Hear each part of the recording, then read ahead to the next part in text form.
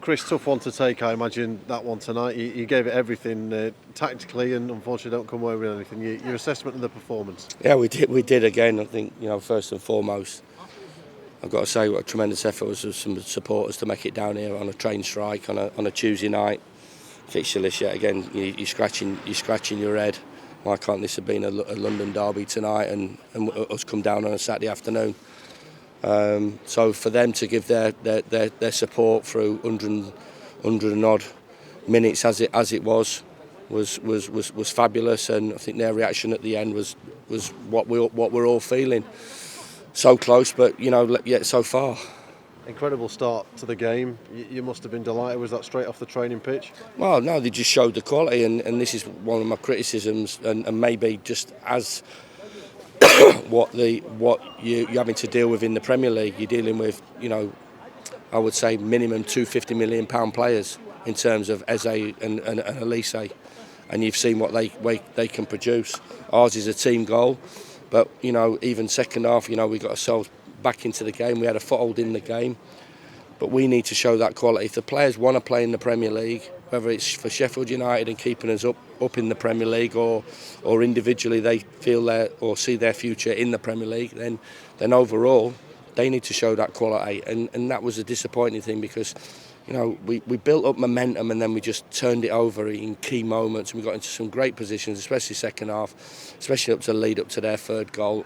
I felt we were looking to go and take the game on, and we didn't. They find that yet again, incredible finish off the boy, and then as I said, you go to the end, which I expect no congratulations or rewards for that, and you find yourself scoring 2 away from home and not getting anything from the game. Ben's just indicated that there was a bit of an injury issue with him at half-time. Was it a combination of enforcement and tactical change with the switch at half-time? Because it seemed to really make an impact at the start of the second half. We changed it. We changed the formation. It was a really open game first half, and I should imagine they had more possession than us first half, but we looked dangerous on the counter. We came and we played 4-4-2, a 10 and a 9. We felt that was the right way. We had 4 attacking players on the pitch. At the top of the pitch, it became a little bit open, and their better players just had a little bit more space than we should have afforded them. But we got a little bit tighter on them. We got a little bit tighter to Eze. We got a little bit tighter to Elise with the change of shape. Ben's situation was, he's an absolute warrior. For me, he wanted to stay on. I can't afford to take that chance. The physio and the masseur said he had a really tight hamstring. He's obviously played on Saturday for 60 minutes. He's played 45 minutes where yet again he was outstanding. It was a great goal, great team goal, well crafted. And I made that decision to make sure that we protect. We can't afford to lose Ben, and hopefully it'll be okay for the weekend. How close was Anel as well towards the end with that header? I mean, you brought Yasser Laroussi on, you've given him a few opportunities, created the cross as well, the width of a crossbar away from a point. Yeah, I mean, we're still looking for that little bit more quality that our play that got us from the edge of our box to the edge of their box deserved, and really punishes them. And I've got to say, I think if we'd have got ourselves back in the game a little bit earlier, my attitude was always we're gonna go for it.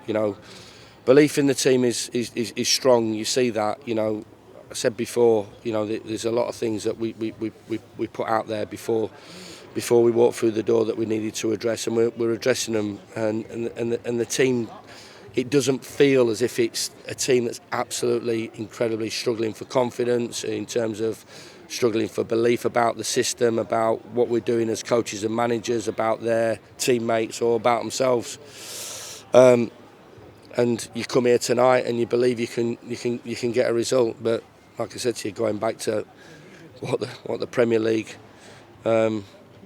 produces and what you're up against, and this isn't any criticism or anything. You're up against boys, like I said, Elise and Eze, which are just incredible performers that can just turn the game in an heartbeat and have that quality to do it, and have done it. Your goalkeeper clearly didn't want to come off. Was the right decision made by your medical staff? Well, they've got to make that decision, but it's yet again another ridiculous performance from the referee. I was told by a Premier League referee who I've known for a long time, who's honest as the day's long. He says, get ready. He says, because every tight decision will go against you. Every 50-50 decision go against you. We have 2 bookings in the first half, not bookings, just coming together. Boy goes down.